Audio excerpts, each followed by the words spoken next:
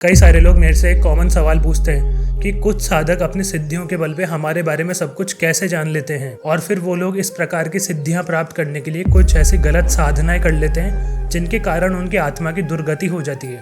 इसलिए आज मैं आपको एक सर्वश्रेष्ठ सबसे ऊंचा मार्ग बताऊंगा। क्या आप राम मंत्र के बारे में जानते हो? सबसे पहले हम जानते हैं कि मंत्र क्या है। मंत्र एक शुद्ध ध्वनि है जो इस ब्रह्मांड में घूम रही है, और ये पूरा ब्रह्मांड भी ऐसी ही एक ध्वनि, एक मंत्र से बना है। और इस ब्रह्मांड के अंदर भी कई सारी ऐसी गुप्त चीजें हैं जिनको खोलने के लिए कुछ गुप्त ध्वनियां चाहिए होती है। मतलब कि जैसे अपने फोन के लॉक को खोलने के लिए आपको अपना पासवर्ड चाहिए होता है ना, वैसे कई सारी ऐसी चीजें होती है जिनको अनलॉक करने के लिए आपको एक विशेष प्रकार का कोड चाहिए होता है, और वो कोड ही ध्वनियां होती है। तो सामान्य तौर पर जो गुप्त ध्वनियां होती है ना, गुप्त मंत्र होते हैं, ये सिद्ध पुरुषों के पास में, दिव्य संतों के पास में मिलते हैं। आज हम ऐसे ही एक पवित्र ध्वनि के बारे में बात करेंगे जिससे इस ब्रह्मांड की रचना हुई। इस मंत्र के जाप से ही हनुमान जी को अष्ट सिद्धियां प्राप्त हुई थी। इसे राम मंत्र बोलते हैं। इस मंत्र के जाप से ही एक साधु त्रिकालदर्शी बन जाता है। तो इस वीडियो के अंदर हम इस मंत्र के बारे में एकदम शुरू से चर्चा करने वाले हैं। मैंने आपको मेरी एक वीडियो में बताया था कि राम कौन है। राम अल्टीमेट एनर्जी सोर्स है, पूर्ण ब्रह्म है, जिनके द्वारा ये सारी रचना होती है। सभी इनसे निकलते हैं और इनके अंदर ही जाके मिल जाते हैं। तो ये जो हमारे अल्टीमेट एनर्जी सोर्स है ना, राम पूर्ण ब्रह्म, इन्होंने एक आवाज निकाली जो थी रा और अंक की मात्रा रांग, और फिर उसके बाद में ये मंत्र ब्रह्मा जी को दिया गया था। ये एक अक्षर का था, है ना।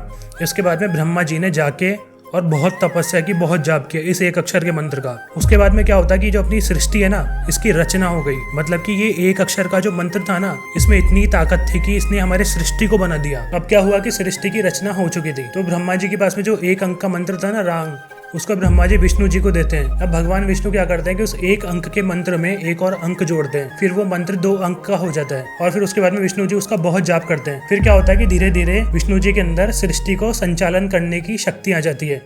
मतलब वो सब कुछ मैनेज कर लेते हैं अपनी धरती का, कि यहाँ पर एक चींटी भी भूखी नहीं रहनी चाहिए और एक हाथी भी भूखा नहीं रहना चाहिए। वो सब कुछ मैनेज कर लेते हैं। अब क्या होता है, भगवान विष्णु वो 2 अंक का मंत्र भगवान शंकर को देते हैं। फिर भगवान शंकर क्या करते हैं कि उसके अंदर अपना एक और अंक ऐड करते हैं, और उसके बाद में वो मंत्र 3 अक्षर का हो जाता है। और उसके बाद में भगवान शंकर उस 3 अंक के मंत्र का जाप करते हैं, तपस्या करते हैं, अखंड तप करते हैं। फिर क्या होता है कि उनके अंदर सृष्टि का संहार करने की शक्ति पैदा हो जाती है। फिर भगवान शंकर क्या करते हैं कि वो जो 3 अंक का मंत्र था ना, उसको लोमश ऋषि को देते हैं, और फिर लोमश ऋषि उस 3 अंक के मंत्र में एक और अंक ऐड करते हैं। उसके बाद में वो 4 अंक का हो जाता है। ठीक है। फिर वो 4 अंक के मंत्र की बहुत तपस्या करते हैं। फिर उसके बाद में शक्तियां प्रकट होती है, उनकी आत्मा का बल बढ़ता है और वो सिद्ध पुरुष बन जाते हैं। कुल मिला के उनकी आत्मा का बल इतना बढ़ जाता है कि उनमें तगड़ा ज्ञान और तगड़ी सिद्धियां आ जाती है। अब क्या हुआ कि वो जो 4 अंक का मंत्र था ना, वो लोमश ऋषि ने माता जानकी को दिया।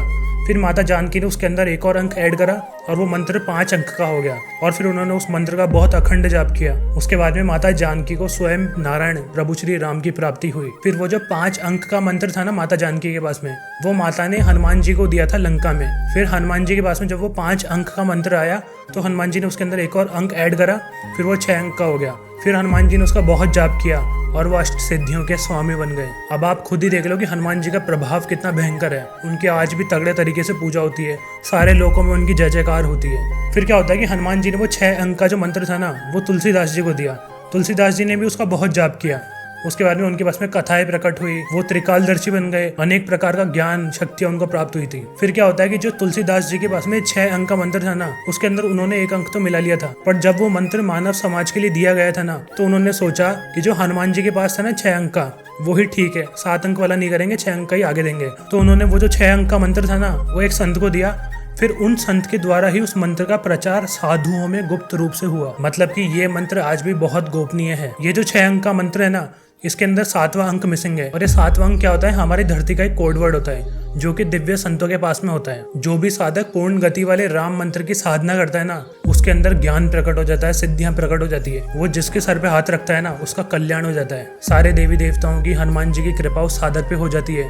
वो अपनी शक्ति के बल पे किसी भी इंसान का इलाज कर सकता है। इस मंत्र का जाप करने वाले साधक के शरीर में से सारे रोग नष्ट हो जाते हैं। जो भी चीजें उसकी साधना में दखल देती है, कुछ गलत करती है ना उसके साथ में, उनका नाश हो जाता है। मतलब कि हर चीज पे कंट्रोल हो जाता है। जैसे कोई अपनी गलत आदत है ना, वो छूट जाती है। तो इस मंत्र की जो साधना होती है ना, उसमें कई सारे नियम होते हैं, और जो साधक इसको सफलतापूर्वक कर लेता है ना, उसके अंदर कई सारे दिव्य चीजें प्रकट हो जाती है। जैसे आप किसी भी पेड़ पौधे पत्ते हैं ना, इनसे आप बात कर सकते हो। आप जड़ी बूटियों से पूछ सकते हो कि आप किस काम आते हो, आप किस काम आते हो। फिर वो आपको खुद बताएंगे कि हम इस काम के हैं। फिर किसी की कोई बीमारी है ना, तो आप उससे बात करके पता लगा सकते हो, आप शक्तियों से बात कर सकते हो कि कौन सी जड़ी बूटी इसमें काम आएगी, कौन सी उसमें काम आएगी, सब कुछ आपको अपने आप ऑटोमेटिक पता लगने लगता है। फिर आप उन चीज़ों को तैयार करके उस साधक को, मतलब उस पेशेंट को देते हैं और फिर उसके बाद में वो सही हो जाता है। इतनी शक्ति है इस राम मंत्र की जो आपकी आत्मा का बल बढ़ा सकता है। तो अगर आपको एक गुप्त राम मंत्र चाहिए ना, तो आप सिद्ध गुरुओं की शरण में जाओ, उनकी कृपा प्राप्त करो, उसके बाद में जन कल्याण के लिए इसका अच्छा इस्तेमाल करो, सिद्ध गुरुओं के गाइडेंस के अंदर ही इसकी साधना करो, वरना ये ऐसे नहीं होती। कई सारे ऐसे साधक है जिनके पास में पूर्ण गति का राम मंत्र नहीं है और फिर वो उसको जपते रहते हैं, उसके बाद में वो मंत्र उनको ही नुकसान देता है। और इस मंत्र का जाप करने से आपके पास में ऐसी ऐसी सिद्धियां प्रकट होती है कि एक शिष्य अपने आप को गुरु समझने लग जाता है। थोड़ा सा उसको कुछ मिलेगा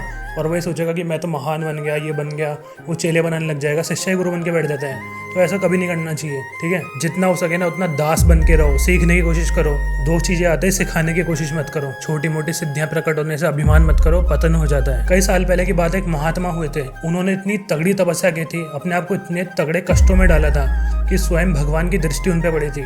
भगवान की दृष्टि पड़ना कोई छोटी बात नहीं है। उसके बाद में वो सिद्धों के सिद्ध बने थे। उन्होंने ध्यान में इतने दरवाजे खोले थे जो कोई सोच नहीं सकता।